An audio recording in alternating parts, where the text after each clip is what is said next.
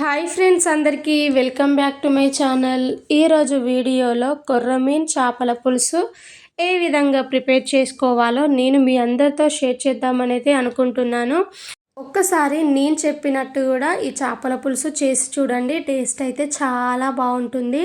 చేపల పులుసు మనం వండిన వెంటనే తినకుండా ఒక 2-3 గంటలైనా కానీ చేపల పులుసును పక్కన పెట్టేసుకొని ఆ తర్వాత సర్వ్ చేసుకొని తిన్నామనుకోండి, చేపల పులుసు టేస్ట్ అయితే చాలా అంటే చాలా బాగుంటుంది.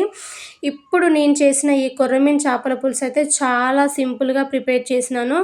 బట్ టేస్ట్ అయితే చాలా అంటే చాలా బాగుంది. ఫస్ట్ అయితే నేను ఇందులో ఏమేమి వేసాను, ఎట్లా ప్రిపేర్ చేశాను ప్రాసెస్ అయితే చూసేయండి. ఇక్కడ కేజీ వరకు అయితే చేపలు తీసుకున్నాను. సో నేను తీసుకున్న చేప వచ్చేసి కూడా కొర్రమీను చేప అన్నమాట. ఈ చేప టేస్ట్ నిజానికి చాలా అంటే చాలా బాగుంటుంది. ఈ చేపలలోనైతే ఏంటంటే ఉప్పు వేసి అయితే మంచిగా నీట్గా వాష్ చేశాను. నీచు వాసన లేకుండా బాగుంటుంది. ఇప్పుడు మిక్సీ గిన్నెలోకి అయితే 1 టేబుల్ స్పూన్ వరకు జీలకర్ర, అలాగే 2 టేబుల్ స్పూన్స్ వరకు ధనియాలు, 1/2 టీ స్పూన్ వరకు మెంతులను అయితే వేస్తున్నాను. సో ఇక్కడనైతే నేను ఏది వేయించి వేయడం లేదు, నార్మల్గా పచ్చియే వేస్తున్నాను. సో ఇలా వేసిన వీటన్నిటిని అయితే మూత పెట్టుకొని మెత్తగా గ్రైండ్ చేసుకోండి. చేపల పులుసులో ఈ మసాలా వేసి చేయడం వలన టేస్ట్ అనేది చాలా బాగుంటుంది. ఇలా మిక్సీ పట్టేసి ఇందులోనే 10-15 వరకు ఎల్లిపాయలు అయితే పొట్టు తీసినవి వేసి మళ్ళీ ఒకసారి అయితే మిక్సీ పడుతున్నాను. మరీ మెత్తగా పట్టాల్సిన అవసరం లేదు, కొంచెం కచ్చా పచ్చాగానైతే మిక్సీ పట్టేసేసి ఈ మసాలాని మొత్తం ఒక గిన్నెలోకి అయితే ట్రాన్స్ఫర్ చేసుకోండి. ఇప్పుడు అదే మిక్సీ జార్లో 2 మీడియం సైజు టమాటోస్ చిన్న ముక్కలాగా కట్ చేసి అయితే వేసి మెత్తని పేస్ట్ లాగా మిక్సీ పట్టేసుకొని అయితే ఈ పేస్ట్ని కూడా పక్కన పెట్టేసుకోండి. ఇక్కడ పెద్ద నిమ్మకాయ సైజ్ అంతా చింతపండునైతే నానబెట్టాను. సో నేను తీసుకుంది కూడా కొంచెం కొత్త చింతపండు అన్నమాట, ఎక్కువగా పులుపు కూడా ఉండదు. కాబట్టి మీరు తినే పులుపుకు తగ్గట్టు చింతపండు అయితే నానబెట్టుకోండి. స్టవ్ పైన అయితే గిన్నెను పెట్టేసుకొని ఇందులోకి 3-4 టేబుల్ స్పూన్స్ వరకు ఆయిల్ని అయితే వేసేసుకోవాలి. ఆయిల్ మంచిగా వేడైన తర్వాతకి 2 మీడియం సైజ్ ఆనియన్స్ చిన్న ముక్కలాగా కట్ చేసినవి అయితే యాడ్ చేశాను. అలాగే 5-6 గల పచ్చిమిర్చి చీలికలను కూడా వేసేసినాను.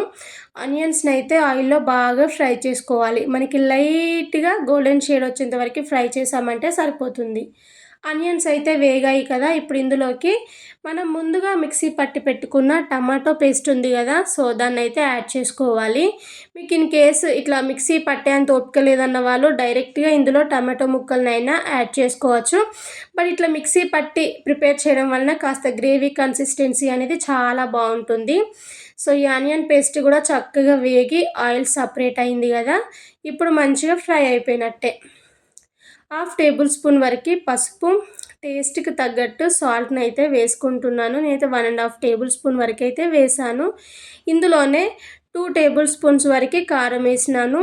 మనం ముందుగా మిక్సీ పట్టుకున్న ఈ మసాలా పేస్ట్ ఉంది కదా, సో దీన్ని కూడా యాడ్ చేసినాను. ఇప్పుడు ఈ స్పైసెస్ని ఆయిల్లో ఒక 2-3 నిమిషాల పాటు అయినా కానీ మంచిగా వేగనివ్వాలి. మనం మిక్సీ పట్టిన ధనియాలు, జీలకర్ర, మెంతులు ఉన్నాయి కదా, అవి కాస్త పచ్చివాసన పోయేంత వరకు కూడా వేగాలి. ఎందుకంటే మనం మిక్సీ పట్టేటప్పుడు పచ్చియే వేసాం కాబట్టి ఇప్పుడు ఒక 2-3 నిమిషాల పాటు అయినా కానీ ఈ స్పైసెస్ని మంచిగా వేయించుకోవాలి. సో చూసిలా ఇవన్నీ మంచిగా వేగి ఆయిల్ సపరేట్ అవుతుంది కదా, ఇట్లా వేగితే సరిపోతుంది.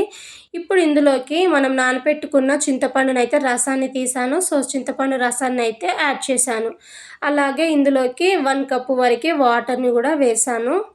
సో మరీ ఎక్కువగా వాటర్ వేసారంటే చేపల పులుసు అనేది అంత వాటర్ ఉంటుంది కాబట్టి కొంచెం వాటర్ అనేది తక్కువనే వేయండి. ఇప్పుడు దీని పైనుంచి మూతను పెట్టుకొని అయితే పులుసుని అయితే మంచిగా మసిలించుకోవాలి.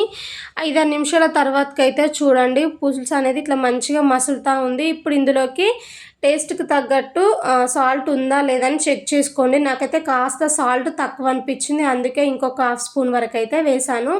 పులుసు ఇట్లా మసులుతూ ఉన్నప్పుడే ఇందులోకి మనం నీట్గా వాష్ చేసి పెట్టుకున్న చేప ముక్కల్ని కూడా ఒక్కొక్కటిగా నిదానంగానైతే యాడ్ చేసుకోండి.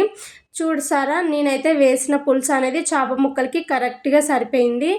ఏమైనా చేపలు పైన తేలుతూ ఉన్నట్టయితే వాటిని స్పూన్తోని నిదానంగానైనా కానీ మంచిగా కలుపుకోండి. సో చూసిల్లా ఇట్లా నిదానంగా స్పూన్‌తోనైతే పులుసు లోపడికి చేప ముక్కలనైతే అనండి. మళ్ళీ వాటర్ అయితే అసలే వేయకండి. ఎందుకంటే ఫస్ట్ మనం వేసిన ఈ వాటర్ పులుసే మనకి కరెక్ట్‌గా సరిపోతుంది.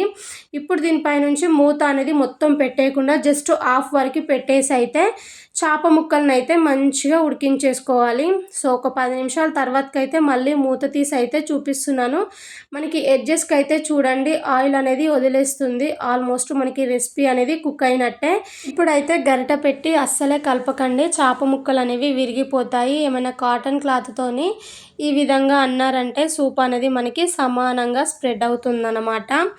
సో చూసిల్లా మనకి చేప ముక్కలు అనేవి కూడా కరెక్ట్‌గా ఉడికిపోయి ఉంటాయి. నాకైతే ఇక్కడ గ్రేవీ కూడా కాస్త చిక్కబడినట్టు తెలుస్తుంది. చల్లారే కొద్దీ ఇంకాస్త థిక్‌గా అవుతుందన్నమాట. లాస్ట్‌లో కొంచెం అంతా కొత్తిమీర ఆకును వేసామంటే ఫైనల్లీ మన చేపల పులుసు అయితే కంప్లీట్ అయిపోయింది. టేస్ట్ అయితే సూపర్.